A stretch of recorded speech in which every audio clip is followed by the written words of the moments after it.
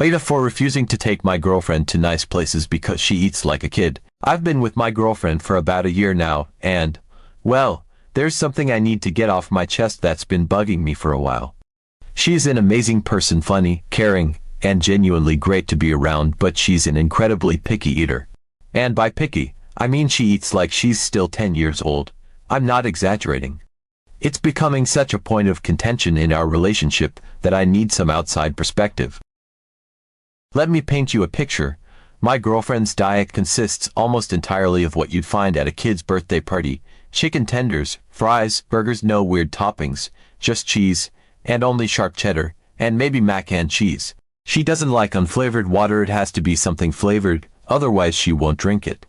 Fish is a big no unless we're talking fried shrimp, and even then it needs to be a specific type of shrimp. Bones in food, no way. Onions, garlic, anything remotely spicy, not happening.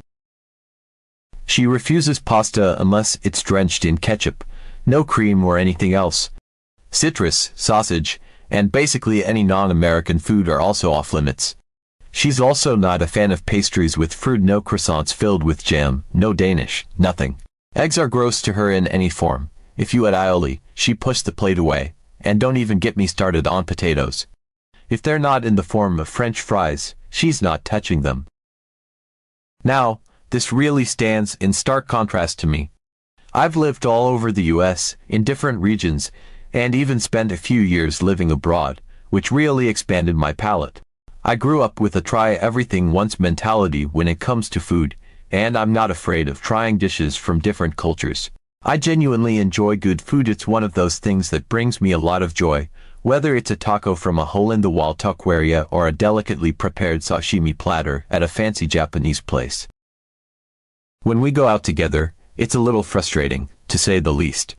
I'll suggest a new restaurant or some type of cuisine we've never tried, and her first instinct is to scan the menu for fries, or maybe a burger.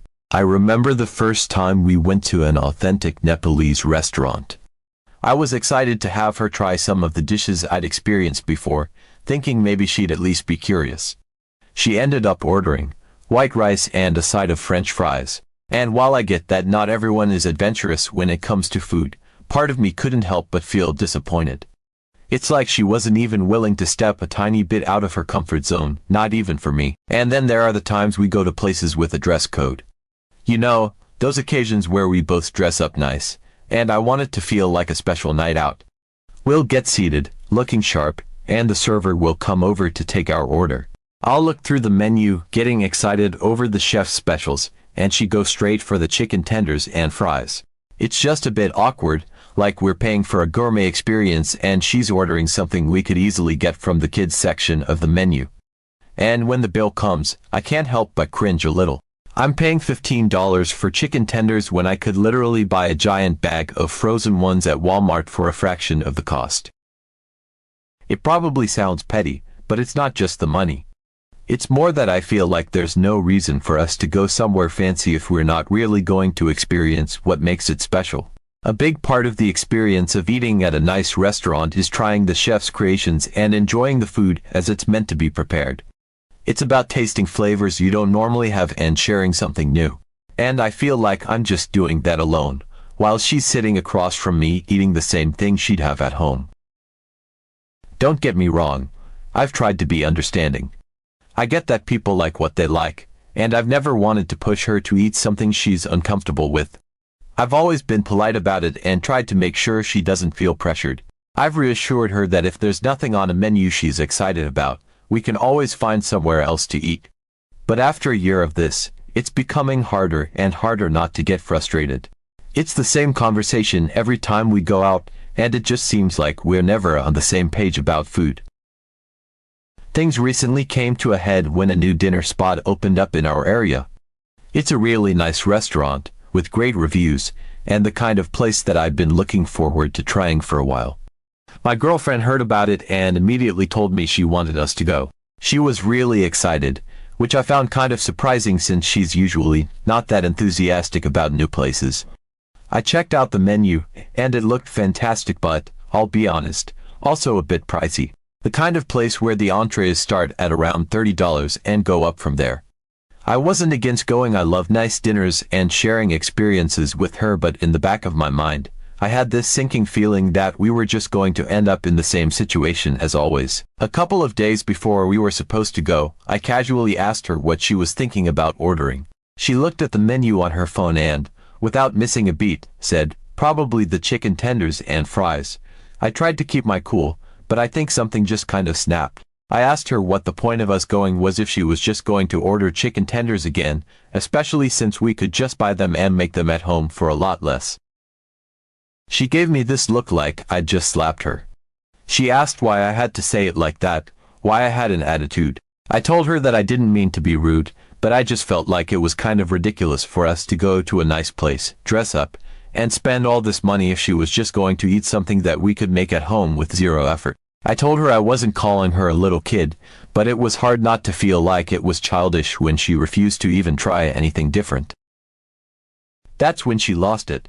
She said I was being condescending, that I was acting like I thought I was better than her because I liked fancy food and she didn't. She told me I was making her feel bad for something that shouldn't even matter, and that it felt like I was shaming her for her tastes.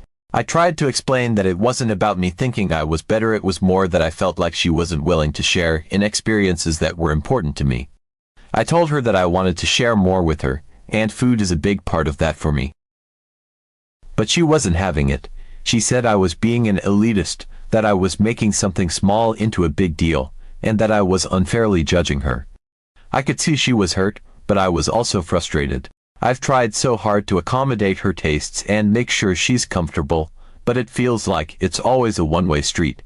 I'm always the one compromising, and she's never willing to meet me halfway. The argument ended with her saying that if I didn't want to go, then we just wouldn't, and we haven't talked about it since. The dinner is off, and things have been a little tense between us. I don't know if I went too far, or if I'm just finally being honest about something that's been bothering me for a long time. I love her, but I feel like we're at an impasse. I don't want food to be the thing that causes problems between us, but it's becoming more and more of a sticking point. After the argument that night, things remained tense between me and my girlfriend. It was one of those situations where we were just avoiding the subject entirely because neither of us wanted to touch that sore spot again. But the thing was, I couldn't get it out of my head. It kept gnawing at me.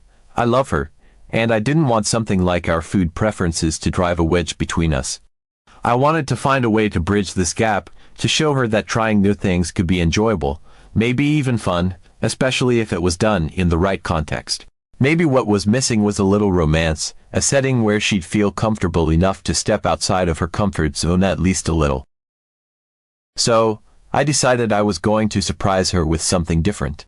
I wanted to create a memorable evening that wasn't just about food, but about us. I thought that maybe if I could control the environment, make it really special and intimate, it would help soften her resistance. The idea was to create a romantic, home-cooked dinner, something just for the two of us. I wanted her to see that food could be more than just a means to fill your stomach. It could be an experience, an expression of love, something that brought people closer together. I started planning it out meticulously. I wanted everything to be perfect. I researched recipes that were unique but not intimidating, dishes that had bold flavors but also a certain comfort to them. I chose to make a creamy garlic butter Tuscan chicken, a delicate risotto with mushrooms and white wine, and a light salad with a homemade vinaigrette. I also made some sides, roasted vegetables, garlic bread, and even a small cheese platter for us to nibble on. For dessert, I baked a lemon tart, something fresh and not overly sweet. I figured that even if she was wary of some of the main dishes, there would be enough variety for her to find something she liked. Setting up the apartment was the next part. I cleaned everything thoroughly, making sure that the dining area looked impeccable. I got some candles, lots of them, so that the room would be bathed in a soft, warm glow.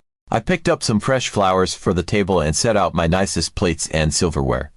I wanted this to feel like the kind of romantic evening we'd share at a high-end restaurant, only in the comfort of our own space. I even made a playlist of soft jazz and acoustic tunes to play in the background, something to create the perfect ambience. When everything was ready, I called my girlfriend over to the kitchen, but I didn't want her to see what I had set up right away. I had a blindfold ready, and when she arrived, I gently put it over her eyes. She looked a bit curious and hesitant, but she let me lead her, and I guided her from the living room into the dining area. I could feel my heart pounding a little. This was a risk, after all. I was putting a lot of effort into this, hoping that she'd appreciate it and that maybe she'd be willing to step out of her usual comfort zone for me. When we reached the dining area, I took off the blindfold. Her reaction was immediate. She gasped softly, and I could see her eyes widen as she took in the scene. The flickering candles, the beautifully set table, the music kit was all there to create an atmosphere that was just for us. She smiled at me, a bit stunned, and I could see that she appreciated the effort. She looked around, and I could see the genuine surprise in her eyes, which made me feel like maybe this would be the breakthrough I'd been hoping for. I pulled out her chair for her, and she sat down, still taking everything in. The look on her face was one of amazement, and it made me happy to know that I'd surprised her in a good way. I began serving the dishes, starting with the Tuscan chicken, then adding a bit of the risotto and some of the salad to her plate. I poured her a glass of sparkling water with a slice of lemon in it, hoping it would be a nice touch since I knew she didn't like unflavored water. I put a plate of garlic bread in the center of the table, something familiar for her, as a sort of peace offering in case she was feeling overwhelmed. She looked at her plate, and I could sense her hesitation almost immediately. She wasn't exactly hiding it. She stared at the chicken, the creamy sauce pooling around it, and then glanced at the risotto, her brow furrowed slightly. I could see her apprehension, and I tried to stay positive, hoping that she'd at least give it a try. I sat down across from her, and we started to eat, or, rather, I started to eat while she looked at her plate. I took a bite, smiled at her, and told her how excited I was for her to try it. She hesitated for a moment longer, then picked up her fork. I watched as she moved it around her plate, poking at the chicken a little, almost as if she were examining it. She cut off a small piece, speared it with her fork, and brought it up to her mouth. I could see her reluctance, but she took the bite, and for a second, I was hopeful. Maybe she'd like it. Maybe she'd realize that it wasn't so bad, that this was something new she could enjoy. But almost immediately, I could see it in her face she didn't like it. She chewed for a moment, swallowed, and then put her fork down. She didn't say anything at first, just looked at me, and I knew what was coming before she even said it. She asked me if I had made a burger, fries, or something else she was more comfortable with. My heart sank a little. I'd hoped that the effort I'd put into everything, the atmosphere, the food, the thoughtfulness, might help her be a bit more open. But it was clear that she just wasn't into it. I told her that I hadn't made those things, that I'd prepared these dishes because I wanted us to try something special together. I explained that I'd put a lot of thought into making something different, something that I hoped we could both enjoy. I tried to keep my voice light, but I could hear a bit of the disappointment creeping in. I'd imagined this evening as a moment where we could connect over something new, where maybe she'd take a step toward trying something that mattered to me. She looked at her plate again, then back at me, and shook her head slightly. She said she wasn't going to eat it. She said it as if it were just a fact, something non-negotiable. She picked up her fork again but just moved the food around, not taking another bite. I tried to smile, tried to keep my face from showing how much that hurt, but I'm pretty sure she could see it. The rest of the meal was quiet. I ate, and she mostly sat there, occasionally taking a bite of garlic bread, but she didn't touch the chicken or the risotto again. I could feel the disappointment settling in my chest, heavier with each passing moment. I'd gone into this evening with so much hope, so much excitement. I'd wanted this to be a moment where we broke through the wall that seemed to be growing between us, but instead, it felt like I'd just built another one. I realized then that it wasn't just about the food, it was about her willingness to try, to meet me in the middle, to take that step towards something that mattered to me, and she just wouldn't. When we finished, I started clearing the plates, and she got up, thanking me for the effort I'd put into everything. She said it was sweet of me to do all of this, but there was an awkwardness in her voice, a distance that wasn't there before. I nodded, told her it was okay, but inside, I felt a mixture of sadness and frustration. I had hoped that maybe, if she saw the effort, if she felt the love I'd put into it, she'd be willing to take that leap. After the disappointing dinner at home, things between us felt strained. The silence that followed was filled with unspoken words, both of us carrying around the weight of the evening. I knew that my intentions had been good, that I'd tried to bridge the gap between us, but it had only highlighted the distance instead. We didn't talk much about what had happened, but the tension was there. It wasn't always obvious, it came out in small ways, awkward pauses in conversation, moments where I tried to get close and she pulled away, or when we decide on what to eat and she'd pick something simple, almost as if she was drawing a line. I was determined, though. I thought maybe the atmosphere had been wrong. Maybe cooking at home, with all that pressure of trying to make something special, had backfired. Maybe if I tried again in a different setting, I could turn this around. I didn't want to give up on the idea of her being open to new experiences. I still believed that if we found the right moment, the right place, and if the situation was out of my control, maybe she'd relax and try something different without the pressure. I suggested we go out for dinner a few nights later. I picked a nice restaurant, one that was a little fancy but not overly pretentious. It had an atmosphere that felt like an experience, elegant but not intimidating. When we got there, I decided I would take a different approach this time. Instead of discussing what to order, I told her that I wanted to handle it. I was going to pick the dishes for both of us. I could see the hesitation in her eyes immediately, and she pushed back a little. It was clear that she wasn't comfortable with the idea of someone else deciding what she'd eat, but I insisted, trying to frame it as part of the experience, as if it were an adventure we were going on together.